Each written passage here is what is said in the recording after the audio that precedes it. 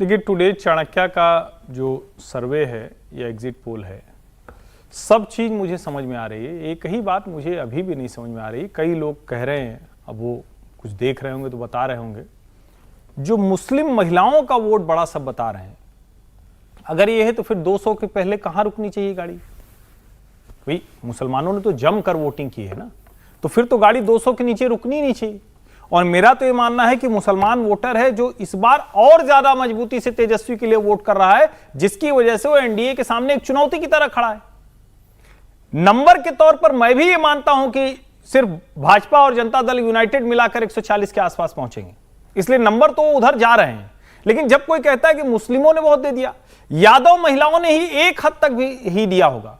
आप जरा सोचिए, पिछले 20 वर्षों से तेजस्वी यादव, उसके पहले लालू यादव, लालू जी के ऊपर आरोप लग गए तो राबड़ी जी, अब उनको लग रहा है कि फिर से हमारा नेता मुख्यमंत्री बनने जा रहा है, और ऐसे में वो चले जाएंगे एनडीए की तरफ, नीतीश की तरफ। ये लगभग असंभव है, नेक्स्ट टू इम्पॉसिबल। माने तो 1/4 यादव वोट मिल रहा है। सौरभ, मैं फिर कह रहा हूं, 6, 7, 8, 9, 10 पे जैसे जाइएगा हमारा आपका मतभेद हो जाएगा, यादव और मुसलमान दोनों में। 6, 7, 8, 9 तक चलिए मान लेते हैं, क्योंकि 100 में 9 लोग जा सकते हैं। 10वां आप जैसे ही कहेंगे मैं कहूंगा आप गलत बोल रहे हैं। अच्छा, आप यादव और मुसलमान 10% से ज्यादा एनडीए को नहीं मिलेगा, इसके बावजूद 150 पार जाएगी एनडीए, लक्षण ऐसे हैं। अच्छा, ठीक है, क्योंकि बड़ा सीधा सा उसका कैलकुलेशन है। वो वोट जो है वो लगभग दोनों वोट मिला के जो 28-30% का है वो इंटैक्ट है, उसमें बड़ा हिस्सा उन्हीं के पास जा रहा है। लेकिन उसकी वजह से, जिसको बार बार कहा जाता है कि जो थियरी आती है एंटी वाली, वो काम कर रही है। और मुझे उसमें सबसे ज्यादा जो आंकड़ा दिख रहा है, जैसे सवर्ण वाला जवाब दिखाते हैं, तो 14% में से अगर 70%, 80% भी जाएगा तो कितना बनेगा? वो नहीं बनेगा, वो उतना ही बनेगा जितना थोड़ा बहुत सीटों पर आए, जो 50 सीट लाता है। लेकिन जैसे ही ओबीसी और ईबीसी आप कहते हैं कि 52%, 59%, 60%, तब क्लीन स्वीप की तरफ जाता है। ठीक है। अच्छा, इन्होंने आपने अभी वो कहा ना, सवर्ण का डेटा मैं इनका देखता हूं, नोटिस चाणक्य। हाँ सर, आप बोलिए तब तक। मैं सिर्फ इतना कह रहा हूं कि पिछली बार भी यादवों को 10 सीटें जीत करके आई थी भारतीय जनता पार्टी में, और उन 10 में से इस बार 7 सीटें इन लोगों ने काटी थी, रिप्लेस किया था। तो ऐसा नहीं है कि पिछली बार यादवों ने वोट नहीं किया था। और पिछली बार भी तेजस्वी को मुख्यमंत्री बनाने का मुद्दा था। उस समय लालू प्रसाद यादव को मुख्यमंत्री या राबड़ी देवी को मुख्यमंत्री बनाने का नहीं था। पिछली बार भी कांग्रेस और इनके एक तरीके से घोषित उम्मीदवार थे। इस बार चुनाव उनका उस प्रकार से नहीं चढ़ा जिस प्रकार से पिछली दफा चढ़ा था। यहीं पर मुझे एक कैच दिखता है। तब मुझे लगता है कि ये जो प्रतिशत जो टुडे चाणक्य क्या है, ये तो वही लगभग रिपीट कर रहा है कि उतना ही % वोट जो है वो मुसलमानों को इस बार भी मिला है जो पिछली दफा मिला था। पिछली दफा भी इतना ही मिला था, जितना लगभग इतना ही मिला था। तो मुझे लगता है थोड़ा सा इसमें शक होता है। मुझे लगता है कि मुसलमानों का वोट 70% से ज्यादा ही मिला होगा आरजेडी के पक्ष में। जो इनका आर्गुमेंट है सर, त्रिपाठी जी का आर्गुमेंट ये है कि इसमें ये मतलब फैक्टर ही नहीं है कि मुस्लिम वोट कितना मिला एनडीए को, उस नहीं मिलेगा तो भी वो 150 कह रहे हैं, मतलब इतना मिल ही नहीं सकता कि वो कुछ ज्यादा असर डाले। वो तो मैं फिर आपसे कहा था कि वो उस चीज को मैंने एक फोकस किया था कि सीमांचल के अंदर यदि बहुत ज्यादा कंसोलिडेट करके आता है तो एक सर्वे ने ऐसा दिया भी है कि पिछली बार सीमांचल वाले इलाके में भारतीय जनता पार्टी एनडीए गठबंधन बेहतर कर रही थी, इस बार थोड़ा कम कर रही है। हाँ।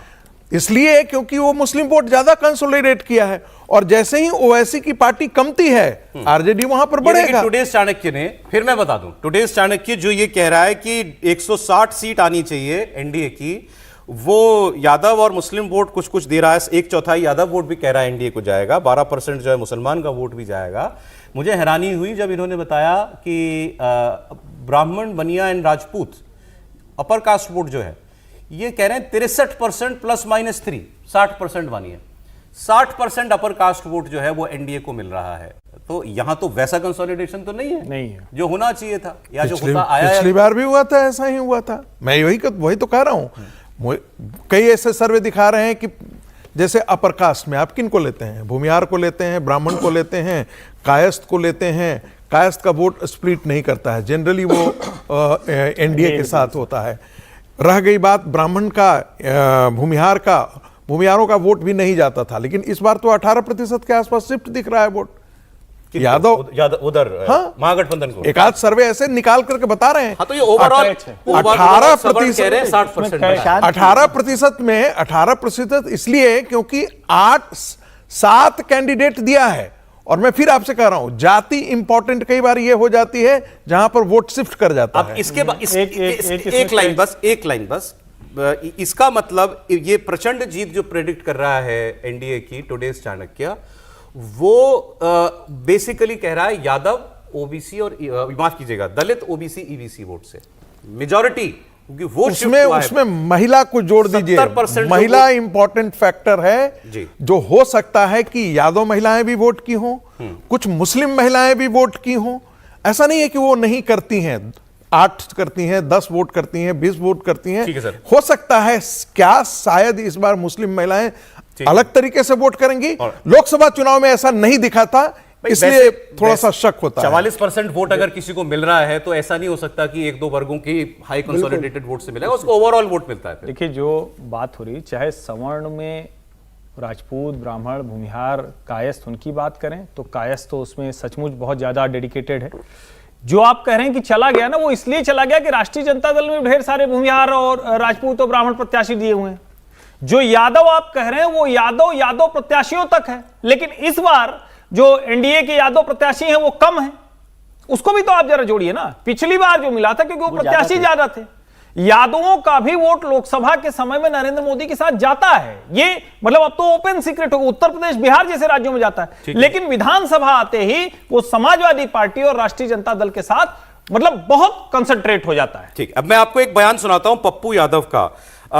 कल से तेजस्वी जी जो बातें कह रहे हैं उनको बहुत रीड बिटवीन द लाइंस किया जा रहा है, क्योंकि एक ऐसा भी लग रहा है कि, अब मैंने कहीं किसी को पत्रकार को एक पोस्ट डालते ये भी देखा कि अगर चुनाव में एनडीए की सरकार बनी कल को तो बड़े पैमाने पर प्रदर्शनों की विरोध की तैयारी है इस बार, जो मतलब महागठबंधन से जुड़ी पार्टी के विपक्ष की, ऐसा पत्रकार ने लिखा हुआ था।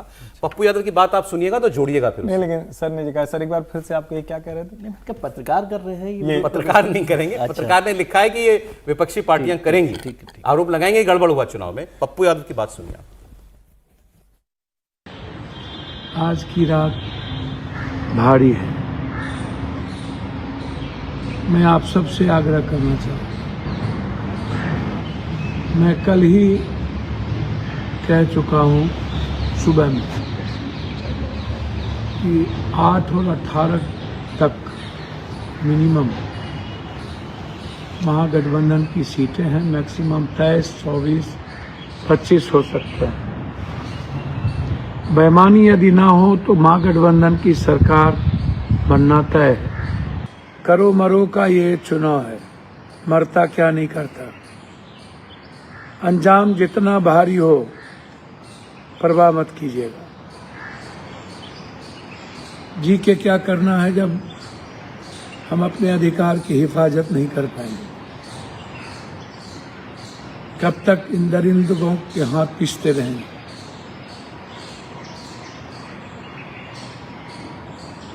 इंडिया गठबंधन की सरकार बने, इसके लिए कुर्बानी देनी होगी। यदि उधर बंदूक, पुलिस, ताकत है तो हमारे पास जनता है। गोली खाने की हिम्मत है, मरने की हिम्मत है। सुने आप, समझे आप क्यों मैं ये बात कह रहा था? जीके क्या करेंगे जब अधिकार छिन जाएगा? गोली खाने की ताकत है, हमारे पास जनता है। क्यों भाई, क्यों कर रहे हैं ऐसी बात? और यही आपको अपनी ही मर्जी का चुनाव लिखाना था तो भाई जिस दिन डेट अनाउंस हुई थी, जैसे मैं कह रहा था, उसी दिन लिखा लेते। फिर चुनाव में क्यों 2 महीना आप इतना पसीना बहाया है?